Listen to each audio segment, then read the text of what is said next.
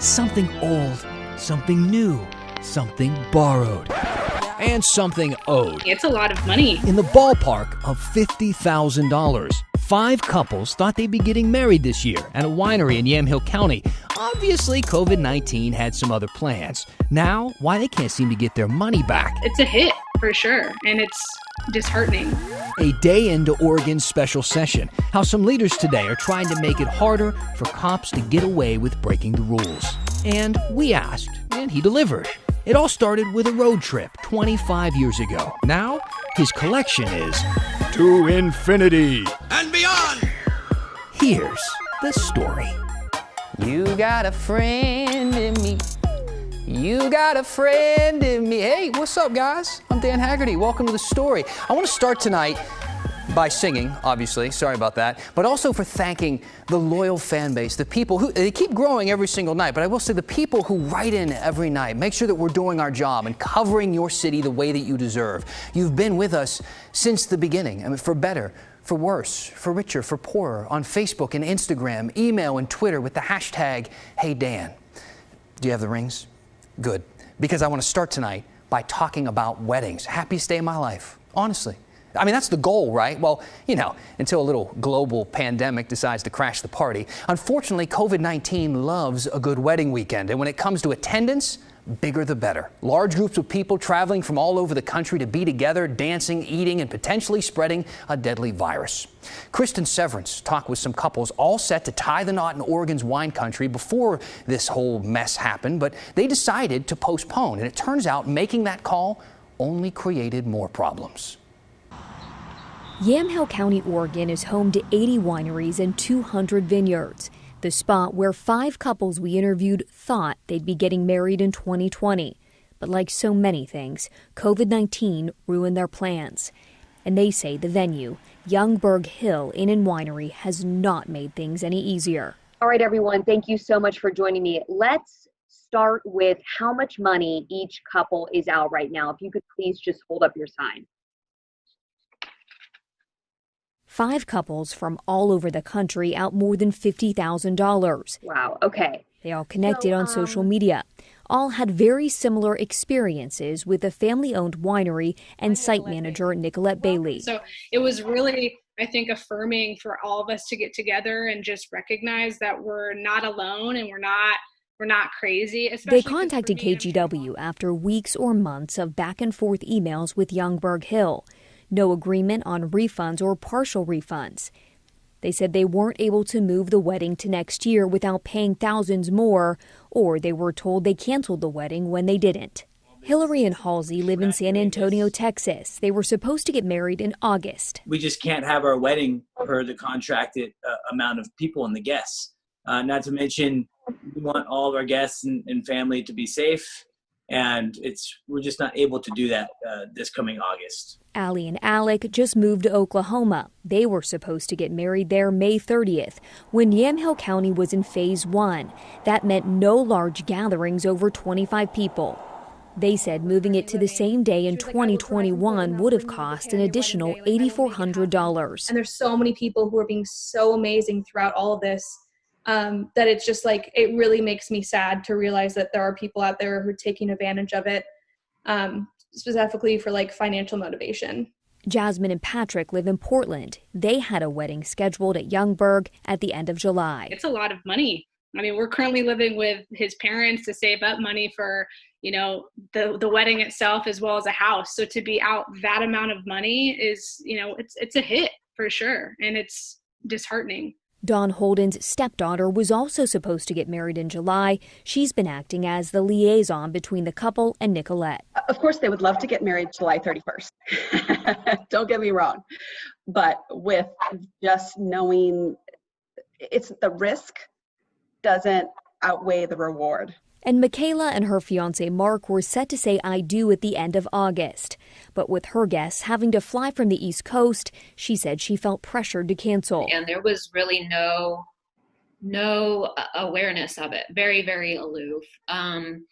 And she said, you know, she gave us absolutely no option to reschedule for next year. Nicolette Bailey would not do an interview, but she did say in an email, in part, "We have been and will continue to be as flexible as possible regarding our cancellation and postponement policies. We have also extended our postponement options to anyone who doesn't feel comfortable having a wedding this year, even though we can do their event. We are currently hosting weddings and events and following all the ordinances, CDC and OHA guidelines. We are fortunate that our event space is over 12,000 square feet, so there is a lot of space to be safe and socially distance." Yamhill County is now in Phase 2. According to state rules, indoor and outdoor venues with 6 feet of physical distancing and other measures in place can reach a COVID-19 occupancy limit of 250. However, OSHA received a safety complaint about Youngberg Hill June 17th, saying the venue is not following the guidelines by having more than 250 guests at one time. The complaint is still open, and OSHA could not give us any additional details. As for the couples, they hope they can work something out with the winery. If this is the worst thing that happens to us and our family, with all the health and economic issues that could occur this year, if this is the worst, I'll count my blessings. But this wrong thing is still wrong regardless of that and should be made right. Yeah, stressful, no doubt. Kristen Severance joining us now. And Kristen, I really feel for these couples. I think everybody does. But I'm also thinking about the business, all right? These are really tough times. They need to make money. Right. And I think being in the event industry would not be easy right now, certainly. You know, and I also, before we go, Dan, I wanted to point out that I reached out again about that OSHA complaint. And Nicolette said, look, based on our event site, we are approved to host the 250 guests. She said we follow all state ordinances and, you know, they're in compliance with CDC and OHA guidelines. And she said, we require customers to follow all laws and ordinances when renting the property. And she says it's up to the customer to be responsible for the individual design or layout decisions. Got it. So she's putting, you know, some of it on the customers. Yeah, they provide the venue. The customers are responsible for keeping their guests safe. Understood. Right. Kristen, thank you. You bet. All right, we are going back to Salem for the big story tonight. Oregon's special session focused on police violence and COVID-19. Today, a committee met to hear public testimony about a number of bills, including several aimed at reforming police departments in Oregon. And to say things started powerfully would be an understatement. Madam Speaker and members of the committee, this is Monty Jarvis, Multnomah County resident. I'm 53, I'm white, and I'm a racist. I've been in denial, silent, and submissive to white privilege all my life, much like most of my white friends and family and colleagues and acquaintances. So that kind of set the tone for the rest of the discussion, which was predominantly focused on proposed bills aimed at police tactics and preventing violence against people of color. And tonight, we want to focus on Senate Bill 1604, which addresses outside arbitrators. See, if a police department ever punishes an officer for misconduct, it is an arbitrator who has the power to reduce that punishment or reverse it entirely. It's a third party brought in to make a call, and they often reverse a police department's decision to punish or fire an officer for misconduct. But SB 1604 could change that. And we were recently reminded of what it looks like when arbitrators make questionable judgments. The Associated Press published this story this week. It looked at hundreds of cases across the country where this has happened, including one right here in Portland that we actually just talked about here on the story. Police killed 25-year-old Aaron Campbell on January 29, 2010, after his aunt called 911, saying that her nephew was suicidal over the death of his younger brother. That was just last week. Now, here's how the story goes. Campbell came out of his home with his back toward officers and his hands up behind his head. An officer shot him with a beanbag round, and he kind of ducked and ran off. That's when Officer Ron Frazier of the Portland Police Bureau shot Campbell in the back with a bullet with an AR-15, and it killed him. Frazier said that he thought Campbell was reaching for a gun, but he wasn't because he didn't have one. Now, in the end, a grand jury didn't charge Frazier, but the police bureau still fired him. However, the Portland Police Union appealed his firing to an arbitrator, and the arbitrator sided with Frazier. They said it was reasonable to think that Campbell might have had a gun, and the arbitrator ordered the city to rehire Frazier. Now, the city appealed that order to the Oregon Court of Appeals, but in 2015, the court ruled that the bureau had to reinstate him. Now that brings us back to the special session. This week, lawmakers hope to pass a series of police reform bills, including one that could limit some of the power of these arbitrators. I talked about this bill and other police reforms with Oregon House Judiciary Chairwoman Janelle Bynum before this special session started. She also sits on the People of Color Caucus and was in today's session in Salem, complete with some amazing cardboard cutouts of Yoda and DJ Khaled behind her and Shuri from Black Panther. As a fellow Marvel fanatic, I completely approve of the decor, though I have a lot of questions. Honestly, I just don't have time to ask them right now.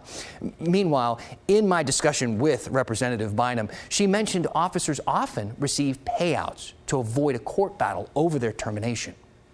What was appalling to me was sometimes it's cheaper to do a settlement than it is to try and relieve someone of their duties.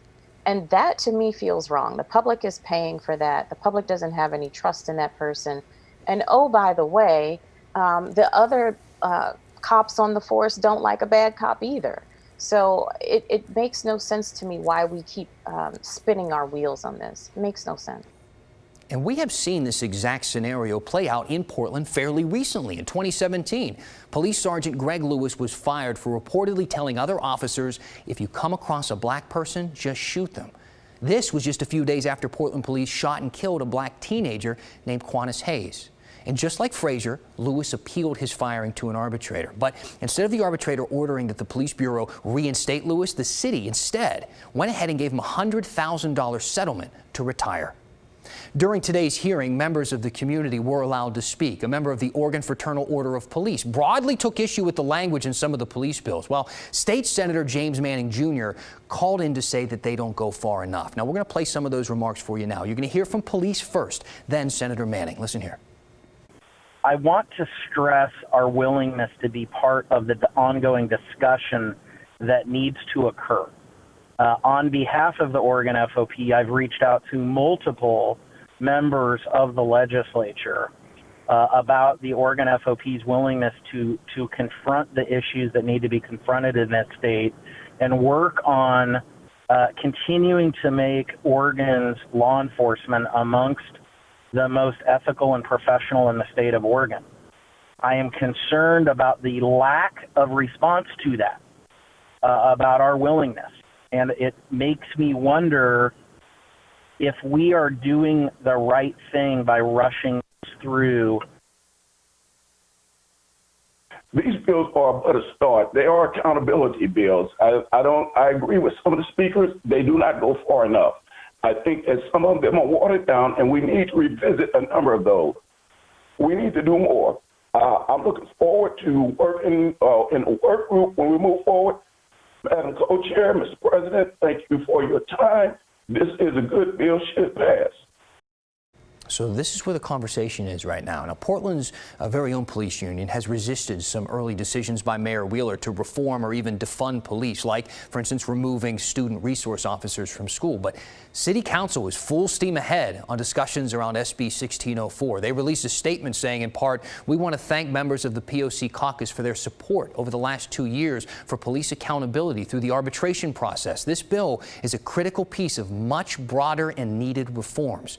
Now, we expect to vote on the arbitration bill maybe as early as tonight, although our lawmakers do tend to complicate things from time to time. Either way, we're going to keep our eye on it, and we'll let you know when we know more.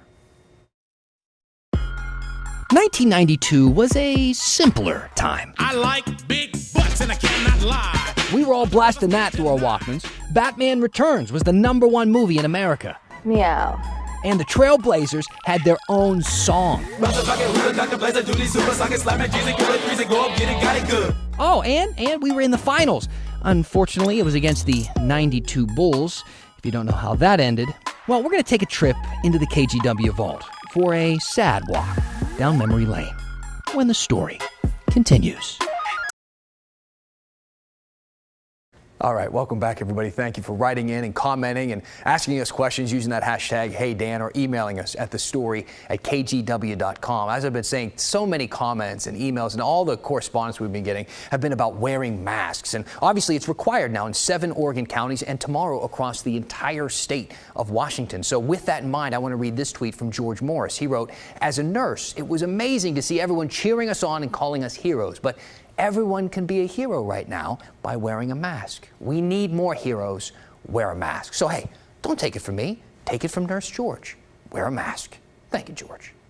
Hey, I was wondering what you might remember about the year 1992, or even if you were alive. I mean, we have a lot of younger viewers. I was, well, frankly, it's none of your business how old I was, but I can't tell you that Clinton had just been elected. Barcelona was hosting the Olympics. Microsoft released Windows 3.1. Am I jarring your memory? The Blazers made it to the finals for the second time in 3 years. Though there is some bad news, it was also against Michael Jordan's Chicago Bulls. I know a lot of you probably watched The Last Dance, that ESPN documentary about Michael, but we figured that Portlanders deserve to see that story from Rip City's perspective. So we're going back into the KGW vault with the help of Nina Milhoff.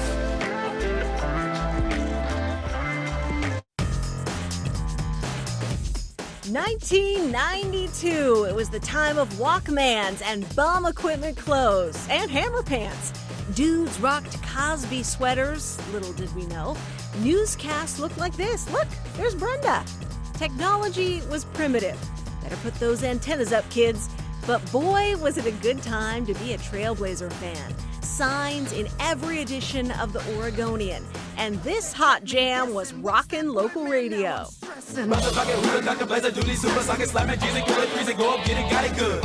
Yes, Rip City had its own song. Senator Cliff Robinson, his own dance. What do you call that little dance you guys are doing out there? What is that? It's the, you want? Yeah, I'd like it's the Uncle Cliffy. Now you put that on the news tonight now, because I told him that I was gonna do it tonight after we won, so there it is. It's gonna be the rage. Everyone's gonna do it. We love it.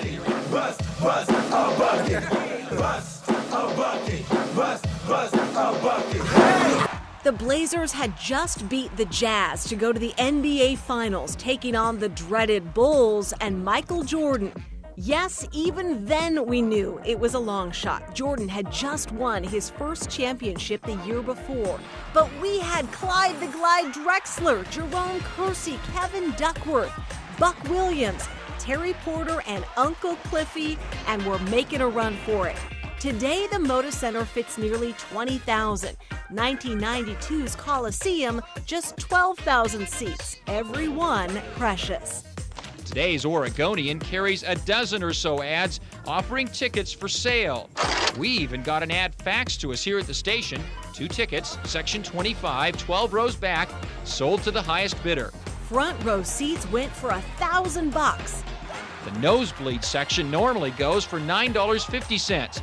Today, at places like Premier Tickets Northwest, you couldn't touch a finals ticket anywhere in the Coliseum for less than $200. Portland Mayor Bud Clark and Chicago's mayor cared to make it interesting with a little bet. If the Trailblazers should lose, Portland sends Chicago Pacific Coast salmon, Tillamook cheese, and Oregon wine. The Oregon wines are the best. But if the Blazers prevail, Chicago gives up its finest ribs and pizza, nice and messy, Italian ices, and Gatorade, a Michael Jordan favorite. They got the better deal. Well, they are known for their pizza, and pizza's full of sausage, and so are the Bulls, so let's leave it at that. Okay. Well, game 1 was uglier than sausage, though. Jordan buried the Blazers by 33 points, and it was shaking up the red-hot 90s trading card world.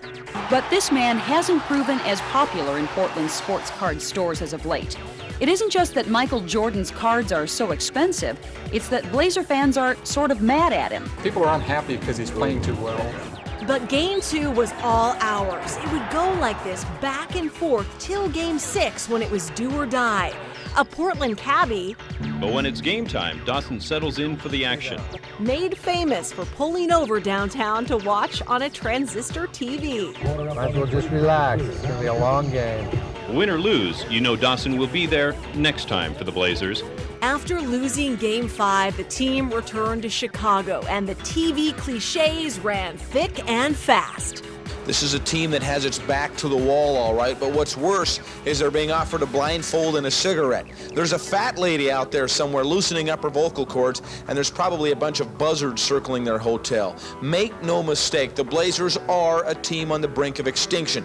You know, let our play be strong, and I think getting back home, getting back in the familiar surroundings is something that we're looking forward to, but I think it's something that we have to concentrate on, not to get too comfortable. The man is unstoppable, and the Blazers know it. This is the first time that I've really seen him night in and night out, and I can really say that, he's a special player. He's a real special player. He makes his teammates better. No team has ever come back from a 3-2 deficit by winning the final 2 games on the road. Of course, the Blazers would love to make history starting tomorrow. In Chicago, Eric Johnson for News 8 Sports. 7 games would obviously please the folks at NBC, but even they seem to be aware of how hard that might be on some of us emotionally. Be willing to accept the outcome. Game 6 was hard fought. It came down to 4 points, but Jordan cemented his legacy. The Chicago Bulls have won the NBA championship for the 2nd straight season. In true Rip City fashion, the city was behind this team all the way and was fiercely proud of everything they accomplished. We knew no matter what we did, they were going to be behind us. This is incredible. This is a real sign of affection and support, and we really appreciate it. There were no speeches, no autographs, only a wave or two. But it was enough for these faithful, fans appreciative of a classy ride through the NBA playoffs. Carl Click, News 8. Nice. Love the vault. Thanks to Nina Melhoff and our Sunrise team for putting that together.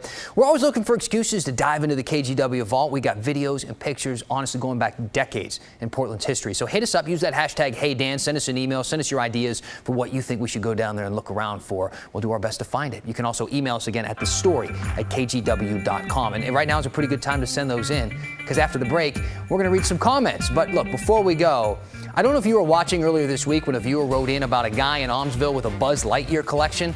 Well, let's just say he wasn't lying.